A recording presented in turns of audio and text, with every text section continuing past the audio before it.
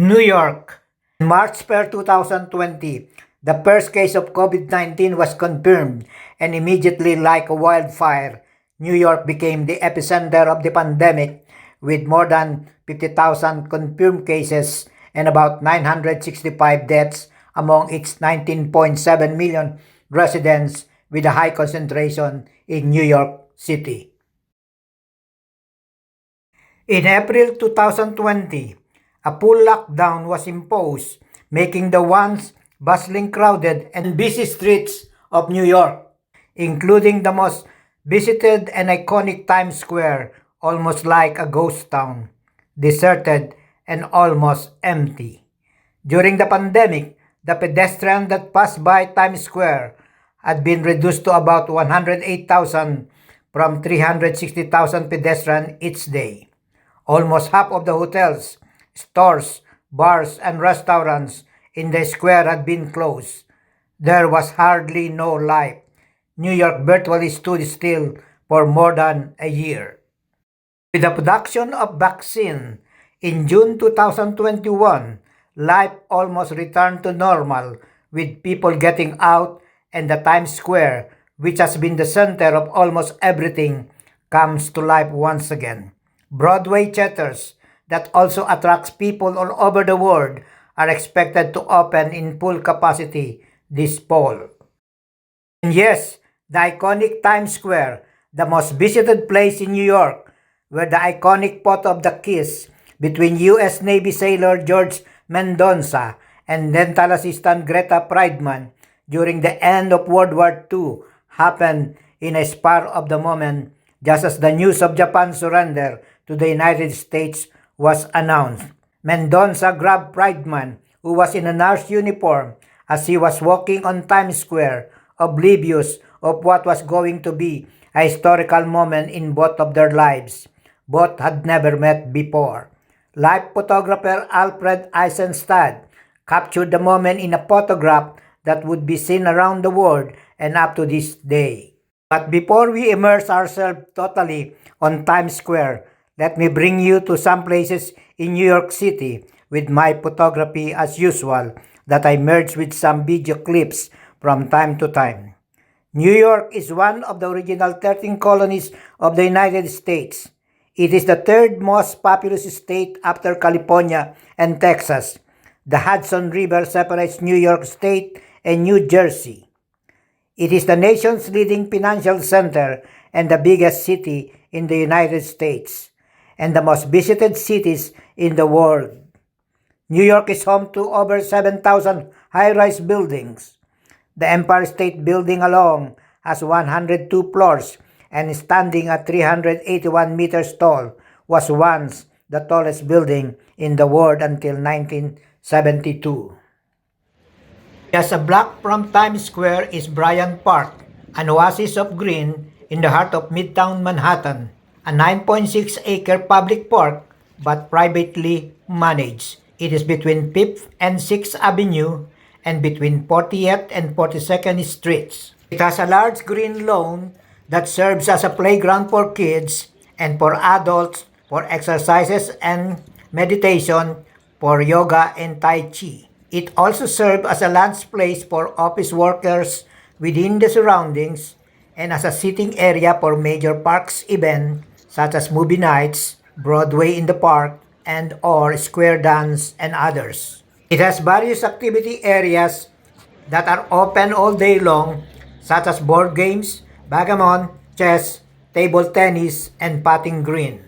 Bryant Park is definitely a shooting place to be. Fifth Avenue is a major thoroughfare in New York City, which is considered one of the most expensive and the best shopping streets in the world today. High-end stores like Armani and Cartier are there, but the street's most famous shop is the Apple, which offers laptops with free internet access.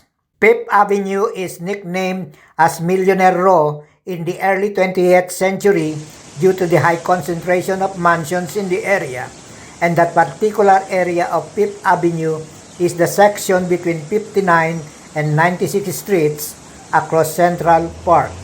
However, Not all are expensive on Fifth Avenue, for between the Flatiron Building and St. Patrick's Cathedral are low-priced souvenir shops. It is a shopper's paradise of any fashion name brands, ranging from the affordable to the ultra-fancy price. Fifth Avenue is worth a visit. It is the most famous street in New York City and the traditional route for many celebratory parades. New York also has the famous Statue of Liberty that once welcomed millions of immigrants to the United States and which to date continues to attract millions of tourists around the world. Which brings us now to Times Square, a short subway ride from any area of Manhattan. It is a place that doesn't sleep, in the city that never sleeps. And there is always something new to see as you make it to the Times Square. It is a mecca of everything: arts, music, giant billboards, advertisements, excitement, and people. Everything seems too big because once one is on Times Square, one is in the middle of it all. Brightly LED billboards and advertisements that stretches from West 42nd to West 47th Streets dwarf us all. The neon lights at Times Square, formerly known as Longacre Square, give the square its own personality. Yet Times Square is not a square at all, but more like a triangle or a bow tie because of the blocks that comprise it.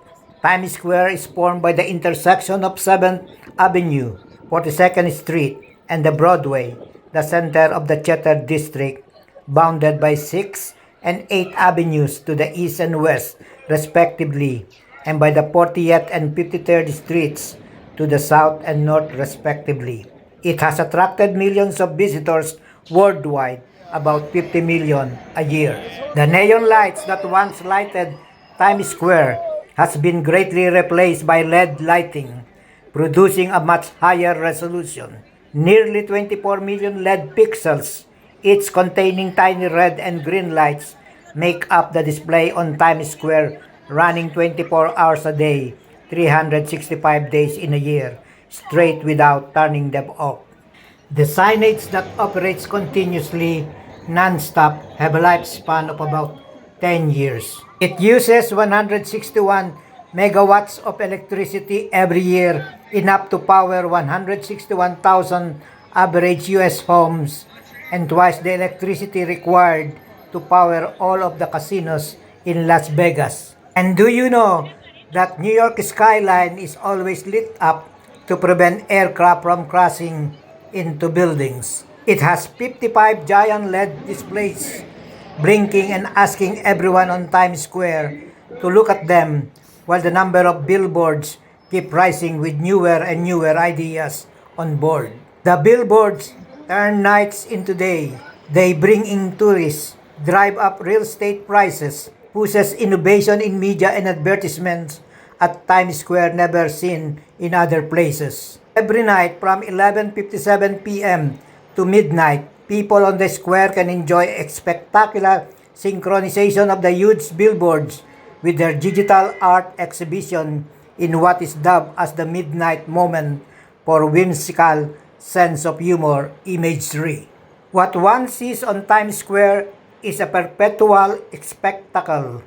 It continuously amazes everyone who comes and visits the square. The practice of having the countdown on New Year's Eve was started on December 31, 1903, and then on December 31, 1907, a countdown on New Year's Eve by having a ball drop was held on the roof of Times Building on Times Square, which until today is being practiced. Times Square is dubbed as the crossroad of the world, the center of the universe, and the heart of the Great White Way, where people just stay there all day long. That is why when in New York, make sure Times Square is where you would want to be. A place that doesn't sleep, in a city that never sleeps. For those who haven't subscribed to my channel, please do so and hit the bell notification as well. Thank you and see you on my next travel video.